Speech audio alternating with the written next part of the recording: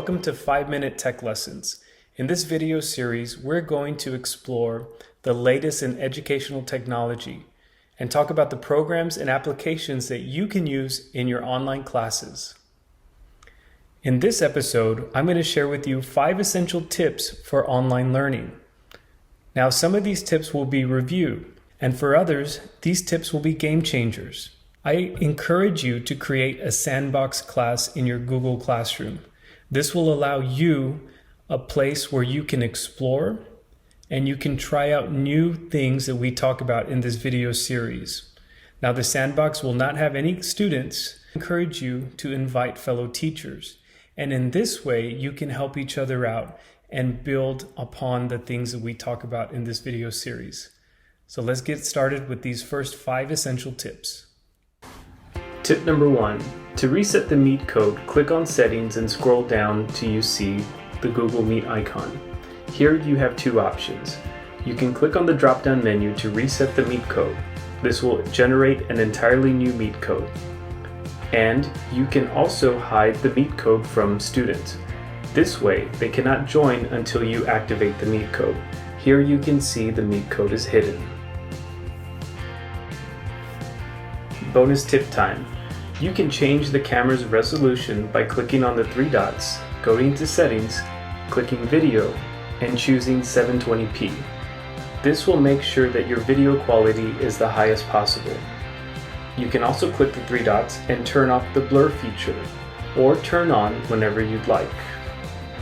Tip number 2, muting a student microphone. Sometimes in the course of a meet, microphones will create feedback. Sometimes a student will also forget their microphone is active. Let's look at a situation where feedback is a problem. What we want to do is hover over the picture, click on the microphone, and then mute the student. Now we can continue the meet without this disruption. Sometimes removing a student is necessary. If this is the case, click on the minus sign, press remove, and now the student is gone. They will not be able to rejoin the meeting until you give them permission. Screen sharing. After clicking the Present Now button, we're given 3 options. Let's look at a Chrome tab share. We select the tab that we'd like to have the students view, and this is their view. Notice that they cannot see the Google Meet that we see on our screen. By sharing only a Google tab, this allows the teacher to drag the meeting over to the side and have the Google Meet visible and the screen information that's being shared visible. In this way, we can split our screens, dragging the Chrome tabs and rearranging the size. You can also have the chat box visible while you share your information with the student. Notice that the student's view remains the same. A blue box will indicate the information that you are sharing. If you open up a new tab, you will be given the option to share this tab instead. Now, the new tab is being shared, and the student sees the same thing.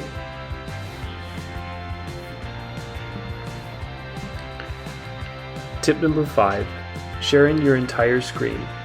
Sometimes this seems like a good idea, but let's look at what the student sees. And now, that same Google Classroom tab that we looked at earlier is much smaller in the student view. Granted, the student view is done on a cell phone, but some of our students do use their cell phone to attend these Google Meets. Now, when we open the chat box and we expect them to see what we're typing, it might be impossible. So, sharing a Chrome tab might be the best solution if you'd like your students to see exactly what you want them to focus on without having to be distracted. Again, screen sharing is important because this is how we share our information. But keep in mind, the student view is much better when we share our Chrome tab only. Technology changes so much daily. There's no way that anybody can become a master of it. And in fact, we become a master through the practice of learning. And so I encourage you to find someone on some social media outlet, either Twitter, Instagram, Facebook, YouTube, and start following people that implement these technologies. The more you watch, the more you'll start feeling comfortable and the more ideas you get. Remember, that first year you taught, I'm sure you went out and you bought a book, you watched a video, or you phoned a friend and just asked, hey, what do I do in this situation? The same thing applies to 2020.